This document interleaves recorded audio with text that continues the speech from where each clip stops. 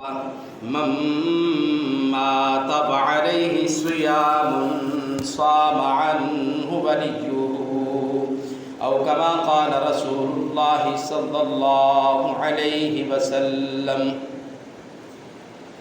ہر طرح کی حمد و ثنا، تعریفات کبریائی کی، بڑائی کی، پاکیزگی کی، عزت کی، جلال کی، شہنشاہ اور بادشاہیت کی جتنی تعریفات ہیں، کلمات ہیں، وہ اللہ مالک الملک کے لیے ہے کہ وہی ہمارا مالک ہے، خالق ہے، رازق ہے، شہنشاہ ہے، واحد القہار ہے، نہ اس جیسا کوئی ہے، نہ آیا ہے، نہ قیامت تک کوئی آئے گا۔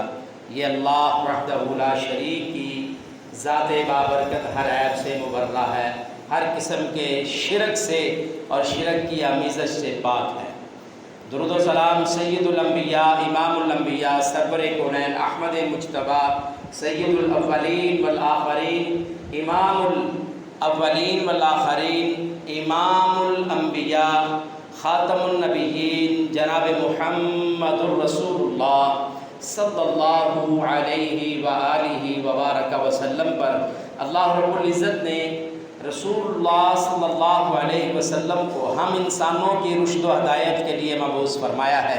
یقیناً وہ شخص، اس کی خوش نصیبی کے کیا کہنے جس نے اس مختصر زندگی کو 5، 5.5، 6 فٹ، 6.5 فٹ کے قد والے جسم کو، اس مختصر زندگی کو جناب رسول اللہ صلی اللہ علیہ وسلم کے حکم کے مطابق بنا لیا، اس شخص کے کیا ہی کہنے۔ یقیناً یہ اس دنیا میں بھی کامیاب ہوگا اور آخرت کی حقیقی کامیابی، جس کے بعد نہ کسی کو موت آئے گی، نہ وہ کبھی اس کی نعمتیں اس سے چھینی جائیں گی، نہ اس پر کبھی آفتیں آئیں گی، نہ اس پر کبھی آزمائشیں آئیں گی۔ وہ جنت الخلد، ہمیشگی کی نہروں والی جنت جو اسے عطا ہوگی، یقیناً وہ شخص بہت کامیاب ہونے والا ہے۔ سامعین محترم، گزشتہ سے پیوستہ ہم یہ سیکھ رہے ہیں کہ فوت ہونے والے کو مرنے کے بعد، میت کو اس دنیا سے جانے کے بعد کون سے اعمال فائدہ دیتے ہیں، میت کو کون سے اعمال فائدہ دیتے ہیں، تو ان میں سے ہم نے کافی سارے اعمال سماعت فرمائے ہیں۔ آج کے اس مختصر وقت میں ہم جن چیزوں کو سیکھیں گے ان میں رسول اللہ صلی اللہ علیہ وسلم کے فرامین کے مطابق ان میں ایک روزہ ہے۔ وہ کون سا روزہ ہے؟ ایک اس میں نظر و نیاز ہے، نظر ماننا۔ وہ کون سی نظر ماننا ہے؟ پھر اس کے بعد رسول اللہ صلی اللہ علیہ وسلم نے فرمایا کہ کسی میت پر اتنے لوگ فلاں خوبیوں والے اس پر نماز جنازہ ادا کریں گے تو اللہ تعالیٰ اس میت کو اس کا فائدہ دیں گے۔ پھر رسول اللہ صلی اللہ علیہ وسلم نے میت کے متعلق یہ بات کہی ہے، کہا جب تم نماز جنازہ کسی میت پر ادا کرو، اذا صلیتم علی المیت فاخلصوا له الدعاء، پھر تم نے اس کے لیے خالص دعائیں کرنی ہیں۔ وہ خالص دعائیں ہیں کون سی؟ کوشش کریں گے آج کے اس مختصر وقت میں ان چیزوں کو ہم سیکھ سکیں، سماعت فرما سکیں۔ سب سے پہلی بات، قرآن کریم سے سورۃ الدہر کی آیت نمبر 7 میں نے آپ کے سامنے تلاوت کی ہے۔ اس میں اللہ رب العزت فرماتے ہیں یوفون بالنذر ویخافون یوما کان شرہ مستطیرا، کہ جو کامیاب ہونے والے لوگ ہیں جن کو کل جنت خلد میں شراب پلائی جائے گی، ان الابرار یشربون، جن کو جنت کے کأس، جنت کے پیالوں میں، جنت کے برتنوں میں شراب پلائی جائے گی، ان میں سے ایک گروہ ایسا ہوگا یوفون بالنذر، جو اپنی نظروں کو پورا کرنے والا ہوگا۔ اللہ اکبر، یہ کوئی معمولی بات نہیں ہے۔ تو سامعین محترم، اس کی طرف بھی ہم آتے ہیں۔ سب سے پہلی بات، سیام، روزہ۔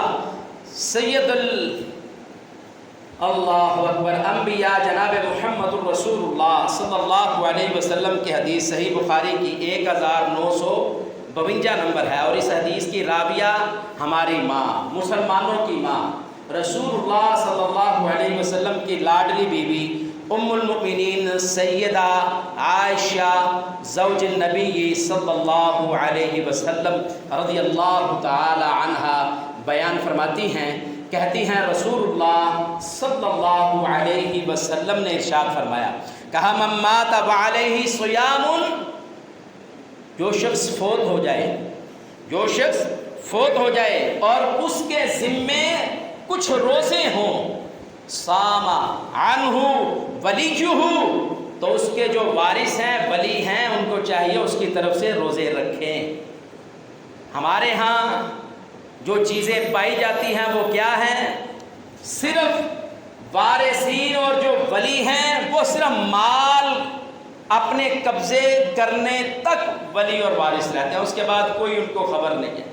ہمارے باپ کے کس کے ساتھ تعلقات تھے، کس کی وجہ سے ہمارے ماں کے یا ہمارے بڑوں کے جن کے ہم وارث بنے ہیں، کن کے ساتھ تعلقات تھے اور کیا رشتے تھے، کن سے وہ صلہ رحمی کیا کرتے تھے، ان چیزوں کی کوئی خبر نہیں ہوتی۔ بس یہ ہوتا ہے اچھا گھر کا سربراہ باپ یا ماں اس دنیا سے گئی ہے، اس کا جو مال ہے جس کے ہاتھ جیسے آتا ہے ہڑپ کرنے کی کوشش کرتے ہیں اور اللہ اور اس کے رسول کی تعلیمات کو پس پشت ڈال دیتے ہیں، ایسی بات نہیں ہے۔ رسول اللہ صلی اللہ علیہ وسلم نے فرمایا، جہاں مال کی تقسیم کا حکم اللہ نے قرآن میں دیا ہے، یوصیکم اللہ فی اولادکم للذکر مثل حظ الانثیین، اللہ نے یہ نظام بنا دیا ہے، اللہ تمہیں وصیت کرتا ہے کہ میت باپ ہے، میت ماں ہے، اس کے پیچھے جو اس کی اولاد ہے اس کو بیٹوں کو 2 حصے ملیں گے، بیٹیوں کو 1 حصہ ملے گا۔ اگر باپ فوت ہوا ہے اور اس کی اولاد ہے تو اس کی بیوی کو بھی 8واں حصہ ملے گا اگر بیوی موجود ہے۔ اگر بیوہ مگر ہے، باپ کی وفات کے بعد اس کی بیوہ جو ماں بنتی ہے بچوں کی، اس کو 8واں حصہ ملے گا باپ کی ساری جائیداد میں سے۔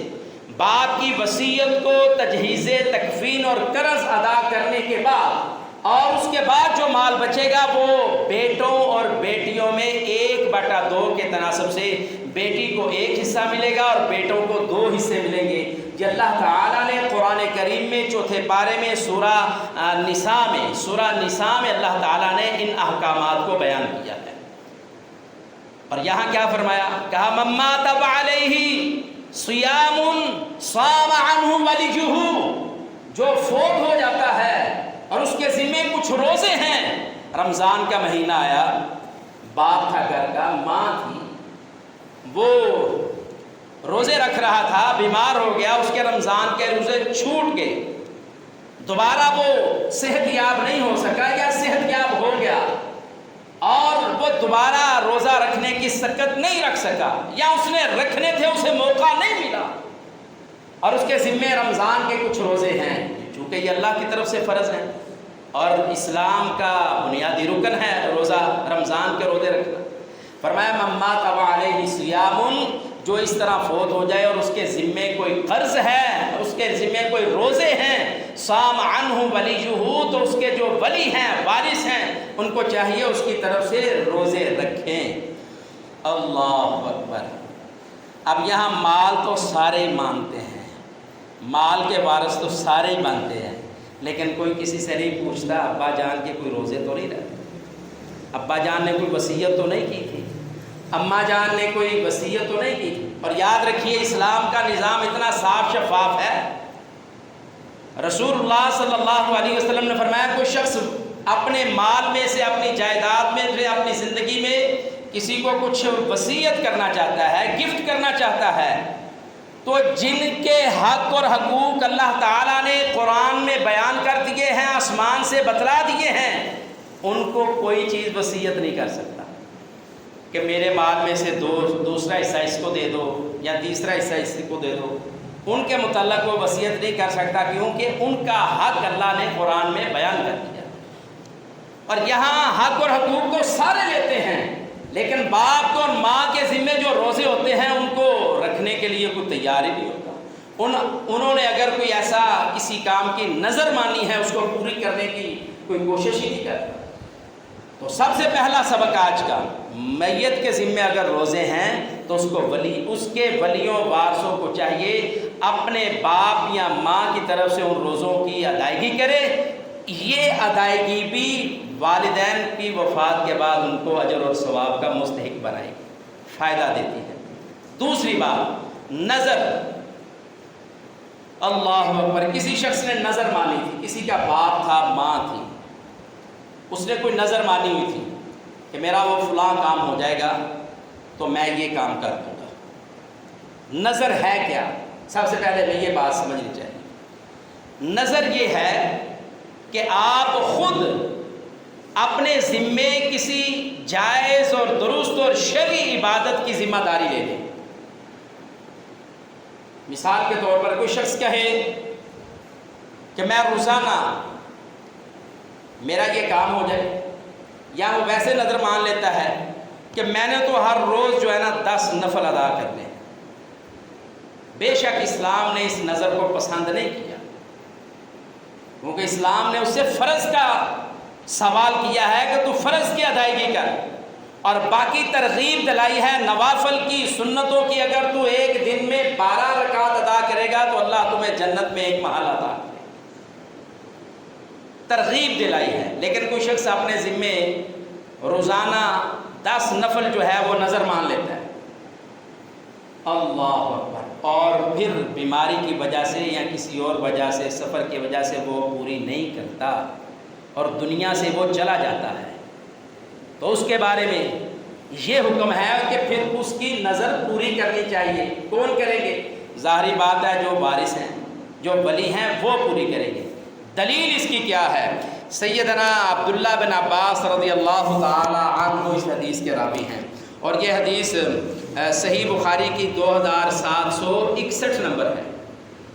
جناب سیدنا عبداللہ بن عباس رضی اللہ تعالیٰ عنہ فرماتے ہیں، کہتے ہیں ان سعد بن عبادہ رضی اللہ تعالیٰ عنہ، سعد بن عبادہ یہ بھی صحابی رسول ہیں، وہ کہتے ہیں عبداللہ بن عباس رضی اللہ تعالیٰ عنہ، بے شک سعد بن عبادہ رضی اللہ تعالیٰ عنہ نے استفتا، اگر اس کا سادہ ترجمہ کریں تو پھر اس نے فتویٰ طلب کیا۔ سعد بن عبادہ رضی اللہ تعالیٰ عنہ نے فتویٰ دیا، پوچھا، سوال کیا، اپنی پریشانی بیان کی، اللہ کے رسول صلی اللہ علیہ وسلم سے سیکھنے کے لیے پوچھا۔ کیا کہا؟ استفتا رسول اللہ صلی اللہ علیہ وسلم فقال، انہوں نے اللہ کے رسول صلی اللہ علیہ وسلم سے سوال کیا اور کیا کہا؟ کہا ان امی ماتت وعلیہا نذر، اے اللہ کے رسول صلی اللہ علیہ وسلم میری والدہ ماجدہ فوت ہو گئی اور انہوں نے اپنے ذمے کوئی نظر مانی ہوئی تھی، کوئی نظر مانی ہوئی تھی، اب کیا کروں؟ اللہ کے رسول صلی اللہ علیہ وسلم نے فرمایا اقضیہ عنہا، اے سعد بن عبادہ، اے میرے جانثار صحابی، یاد رکھو اگر تمہاری والدہ نے کوئی نظر مانی تھی، اقضیہ عنہا، اس کی طرف سے اس کی نظر کو پورا کر۔ اور والدہ ماجدہ کی کیفیت کیا ہے؟ ماتت امی، میری ماں فوت ہو گئی ہے۔ فوت ہونے کے بعد اللہ کے رسول صلی اللہ علیہ وسلم سے پوچھا کہ اس کے ذمے کوئی نظر تھی، اس نے کوئی نظر مانی ہوئی تھی، تو آپ علیہ السلام نے فرمایا اقضیہ عنہا، اگر تیری ماں نے کوئی ایسی نظر مانی ہے جو جائز اور درست ہے تو پھر اس کو پورا کرو۔ نظر وہ پوری کی جائے گی جو جائز اور درست ہے۔ اور رسول اللہ صلی اللہ علیہ وسلم نے اس نظر کے بارے میں ارشاد فرمایا ہے، نبی مکرم صلی اللہ علیہ وسلم نے فرمایا کہ اے میرے صحابہ نظر نہ مانا کرو، اور یہ حدیث بھی صحیح بخاری مسلم کی ہے۔ کہا میرے صحابہ نظر نہ مانا کرو، نظر نہ مانا کرو۔ اسلام میں جائز ہے نظر ماننا، لیکن اللہ کے رسول صلی اللہ علیہ وسلم اپنے صحابہ کی تربیت فرما رہے ہیں اس انداز سے، اور اس کا سبب اور وجہ بھی بتلا رہے ہیں۔ کہا میرے صحابہ نظر نہ مانا کرو، اس لیے کہ نظر تقدیر سے کسی چیز کو دور نہیں کرتی. جو اللہ تعالیٰ نے مقدر کر دیا وہ تو نہیں ختم ہوگا، جو اللہ نے تقدیر لکھ دیا وہ ختم نہیں ہوگی، وہ اسی طرح ہوگی. نظر نہ مانا کرو اس لیے کہ اللہ تعالیٰ نے جو تقدیر لکھی ہے نظر اس میں سے کسی چیز کو دور نہیں کرتی، سوائے اس کے. اب یہ بات ہے بڑی اہم، کہا سوائے اس کے کہ نظر کی وجہ سے بخیل کے مال میں سے اللہ تعالیٰ کچھ خرچ کروا دیتے ہیں. اتنی بڑی بات ہے، صحیح بخاری اور مسلم کی حدیث ہے. کہا نظر نہ مانا، اور قرآن کہتا ہے جو اپنی نظروں کو پورا کرے گا اللہ تعالیٰ ان کامیاب لوگوں میں ان کو شامل کریں گے جو جنت میں شراباً طہورا ہوئے. وہاں نظر پوری کرنے والے کے لیے بڑا اجر ہے، اور یہاں اللہ کے رسول صلی اللہ علیہ وسلم مشورہ دے رہے ہیں اپنے صحابہ کو کہ یہ نظر تقدیر میں کوئی تبدیلی نہیں لاتی، مگر یہ بخیل کے مال کو ضرور خرچ کرواتی. وہ کوئی نظر مان لیتا ہے اچھا جی میں 10ویں میں پاس ہو جاؤں گا نا تو میں ایک بکرا ذبح کروں گا. 10ویں میں پاس ہو جاتا ہے، اب اسے بکرا ذبح کرنا ہی کرنا ہے، اس کے بغیر اس کا چارہ نہیں ہے. اگر نظر پوری نہیں کرے گا تو پھر کفارہ ادا کرے گا، کفارہ اس سے بھی بڑا ہوگا. تو پھر تھا بخیل انسان، اس انتظار میں تھا کہ میں پاس ہو جاؤں گا پھر خرچ کروں گا، اور پورا سال 2 سال 3 سال خرچ ہی نہیں کیا اس وجہ سے کہ پاس ہو جاتے پھر خرچ کرا گے نہیں تیرے خرچ. انا للہ و انا الیہ راجعون.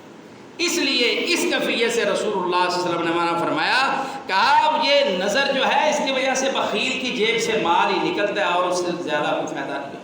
ہاں اگر وہ نظر پوری کرے گا تو اللہ اسے اجر ضرور دے گی. تو نظر وہ ہونی چاہیے جو جائز اور درست ہے. ایک آدمی کہے جی میں نظر مانی ہے، میں 10ویں میں پاس ہوا نا تو یہاں سے وزیر آباد سے چلوں گا، میں مکے جاؤں گا پیدل، تو یہ ایسی نظر ہے جو ہلاک کرنے والی. ایسی نظروں کو پورا کرنے کا حکم نہیں ہے. ایک بندہ کہتا ہے جی میں یہ نظر مانتا ہوں میرا بچہ بیمار ہے وہ ٹھیک ہو جائے گا تو میں وہ فلاں درگاہ پر جا کر یا فلاں جگہ پہ جو شرک کا کوئی اڈا ہے وہاں جا کر ایک جانور ذبح کروں گا. تو یہ شرک والی نظر یہ جائز اور درست نہیں ہے. ایسی نظروں سے اللہ اور اس کے رسول نے منع فرمایا ہے. نظر وہ پوری کرنی ہے جو جائز اور درست ہے. اور پھر بھی رسول اللہ صلی اللہ علیہ وسلم نے مشورہ یہ دیا بھائی نظر نہ مانا کرو، یہ بخیل کی جیب سے مال نکالنے کے علاوہ اور کچھ نہیں. تو پتہ چلا اگر کسی والدین کے ذمے کوئی نظر تھی اور ان کی زندگی میں وہ نظر پوری ہو گئی تو اس کے وارثوں کو ولیوں کو چاہیے کہ اپنے والدین کی اس نظر کو ان کی وفات کے بعد اگر انہوں نے اپنی زندگی میں پورا نہیں کیا اس نظر کو تو پھر اس کو پورا کرے.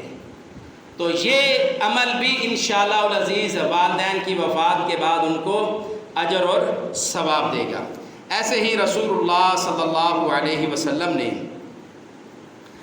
سیدنا حضرت فضالہ بن عبید رضی اللہ تعالیٰ عنہ کہتے ہیں کہ رسول اللہ صلی اللہ علیہ وسلم نے ارشاد فرمایا، کہا کل المیت یختم علی عملہ الا المرابط. کہا ہر فوت ہونے والے کے عمل کو اللہ تعالیٰ ختم کر دیتے ہیں، روک دیتے ہیں. ہاں اس کے عمل کو جاری رکھتے ہیں جو پہرے دار ہوتا ہے. کسی سرحد پر مسلمانوں کے لیے پہرا دے رہا تھا، بے شک وہ کسی سے وظیفہ ہی لیتا ہو، گھر کا نظام تو اس نے چلانا ہے نا، اگر بیوی بچے ہیں. وہ پہرے دار تھا، سرحدوں کا محافظ تھا، مجاہد تھا، فوجی تھا، مسلمان تھا اور اسلامی حکومت میں تھا. اگر وہ کسی جگہ پر پہرا دیتا ہوا فوت ہو جاتا ہے تو اللہ رب العزت اس کے اس عمل کو قیامت تک جاری رکھیں گے. فوت ہونے کے بعد اس محافظ کو، اس مجاہد کو، اس فوجی کو، اس نگران کو، سرحد کے پہرے دار کو اللہ تعالیٰ اجر اور ثواب سے نواز دیں. یہ عمل بھی ایسا ہے جو فوت ہونے کے بعد انسان کو فائدہ دیتا ہے. پھر رسول اللہ صلی اللہ علیہ وسلم نے ارشاد فرمایا، نبی کریم صلی اللہ علیہ وسلم نے فرمایا، کہا اے میرے صحابہ یاد رکھو کہا جب تم کسی میت پر نماز جنازہ ادا کرو، کسی میت پر نماز جنازہ ادا کرو، یہ سنن ابی داؤد کی 3199 نمبر حدیث ہے۔ رسول اللہ صلی اللہ علیہ وسلم کے صحابی سیدنا حضرت ابو ہریرہ رضی اللہ تعالیٰ عنہ اس حدیث کے راوی ہیں، کہا اذا صلیتم علی المیت فاخلصوا له الدعاء، جب تم کسی میت پر کھڑے ہو جاؤ اور اس پر نماز جنازہ ادا کرو، نماز جنازہ ادا کرو، کہا فاخلصوا له الدعاء، پھر تم نے خلوص کے ساتھ اس کے لیے اللہ سے دعائیں کرنی۔ تو یہ خلوص کے ساتھ میت پر نماز جنازہ ادا کرنا اور پھر اس نماز جنازے میں دعائیں پڑھنا، یقیناً یہ فوت ہونے والے کو اجر اور ثواب اور فائدہ دیتا ہے۔ دلیل اس کی کیا ہے؟ دلیل یہ حدیث ہے رسول اللہ صلی اللہ علیہ وسلم کی۔ آئیے آگے ایک اور حدیث ہے، سیدنا عوف بن مالک رضی اللہ تعالیٰ عنہ اس حدیث کے راوی ہیں، کہتے ہیں رسول اللہ صلی اللہ علیہ وسلم سے میں نے سنا، سمعت رسول اللہ صلی اللہ علیہ وسلم علی جنازتی یقول اللہم اغفر لہ وارحم۔ سیدنا عوف بن مالک رضی اللہ تعالیٰ عنہ کہتے ہیں میں رسول اللہ صلی اللہ علیہ وسلم سے میں نے سنا آپ ایک میت پر جنازہ پڑھ رہے تھے۔ تو کیسے سنا ہوگا؟ ظاہری بات ہے یہ پیچھے صفوں میں موجود تھے، مقتدیوں میں، نماز جنازہ ادا کرنے والوں میں یہ صحابی موجود تھے۔ کہتے ہیں نبی علیہ الصلوۃ والسلام نے اس میت کے لیے دعا کی، اللہم اغفر لہ وارحمہ وعافہ واعف عنہ واکرم نزلہ ووسع مدخلہ واغسلہ بالماء والثلج والبرد۔ کتنی زبردست اور شاندار دعا ہے جو میت کے لیے پڑھی جاتی ہے۔ کیا بندہ کہتا ہے اللہم اغفر لہ، اے اللہ ہم بھی سارے آئے ہیں تجھ سے التجا کر رہے ہیں، یہ میت ہم نے سامنے رکھی ہے، اس پر جنازہ پڑھ رہے ہیں، خلوص سے دعائیں کر رہے ہیں، اللہ تو اسے معاف فرما، اللہم اغفر، اللہ تو اسے معاف فرما، ورحمہ، اللہ تو اس پر رحم نازل فرما، وعافہ واعف عنہ، اللہ اس کو تو عافیت ہے۔ مطلب کیا؟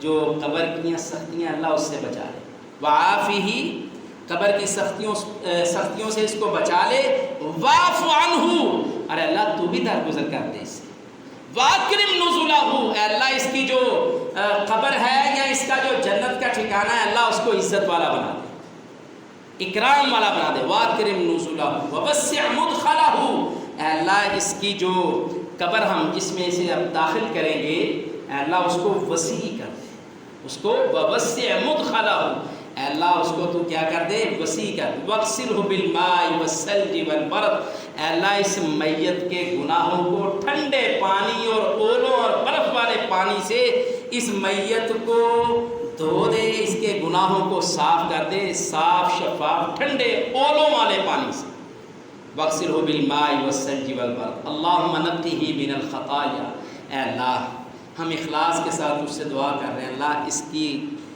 گناہوں کو اللہ تو گناہوں سے اس کو پاک کر دے، نقہ من الخطایا کما نقیت الثوب الابیض من الدنس، اے اللہ اس انداز سے تو صفائی کر دے اس اپنے بندے کی نامہ اعمال سے، گناہوں کو اس طرح صاف کر دے جس طرح سفید کپڑا میل کچیل سے صاف کر دیا جاتا ہے۔ یہ کہاں بندہ دعا کر رہا ہے؟ جنازے میں کھڑا ہو کر، نماز جنازہ جو میت پر پڑھا جا رہا ہے، اور کس انداز سے دعائیں کر رہا ہے؟ فاخلصوا لہ الدعاء، پورے اخلاص کے ساتھ، اس کے دل میں کوئی ملال نہیں ہے میت کے لیے، کوئی اس پر اعتراضات نہیں ہے، ناراضگی نہیں ہے، اپنے دل کو پہلے صاف کیا تھا، اللہ سے اب معافیاں مانگ رہا ہے اس میت کے لیے۔ پھر رسول اللہ صلی اللہ علیہ وسلم نے فرمایا، وہ صحابی کہتے ہیں نبی کریم صلی اللہ علیہ وسلم نے اس کے بعد کہا وَأَبْدِلْهُ دَارًا خَيْرًا مِّن دَارِهِ، اے اللہ اس کا جو گھر ہے نا دنیا کے گھر سے بہتر گھر بنا دے، وَأَهْلًا خَيْرًا مِّنْ أَهْلِهِ، دنیا میں جو اس کے اہل و یار ہے اس سے بہتر اسے تو اہل و یار یعنی جنت کے ساتھی عطا فرما۔ اللہ اکبر۔ اور پھر کیا کہتا ہے بندہ؟ کہتا ہے وَزَوْجًا خَيْرًا مِّن زَوْجِهِ، اے اللہ اس کی جو بیوی یا اس کا جو خاوند تھا اس سے بہتر اس کو جنت میں بیوی یا خاوند عطا فرما۔ اللہم ادخلہم الجنت الفردوس، اللہ اس کو تو جنت الفردوس کا داخلہ عطا فرما۔ وَاعِذْهُ مِنْ عَذَابِ الْقَبْرِ وَمِنْ عَذَابِ النَّارِ، اے اللہ اس کو جہنم کی آگ سے اور اس قبر کی سختیوں سے اس کو بچا لے۔ سیدنا عوف بن مالک رضی اللہ تعالیٰ عنہ جو پیچھے یہ رسول اللہ صلی اللہ علیہ وسلم کی زبان مبارک سے دعائیں سن رہے تھے اور سامنے میت پڑی ہوئی تھی، سیدنا عوف بن مالک کہتے ہیں رضی اللہ تعالیٰ عنہ، کہتے ہیں جب میں نے یہ دعائیں سنی کہ اللہ کے رسول صلی اللہ علیہ وسلم جنازے پر میت پر یہ دعائیں پڑھ رہے ہیں، اس انداز سے اللہ تعالیٰ سے اس سے بخشش کی اور معافی کی اور جنت کے داخلے کی، جہنم سے آزادی اور قبر کی سختیوں سے محفوظ ہونے کی، نجات کی اللہ تعالیٰ سے دعا کر رہے ہیں، سیدنا عوف بن مالک کہتے ہیں میرے دل میں یہ خواہش پیدا ہوئی، کیا میرے دل میں یہ خواہش پیدا ہوئی کاش یہ میت میری ہوتی اور یہ دعائیں رسول اللہ صلی اللہ علیہ وسلم مجھ پر پڑھ رہے۔ اللہ اکبر، یقیناً جو میت پر جنازہ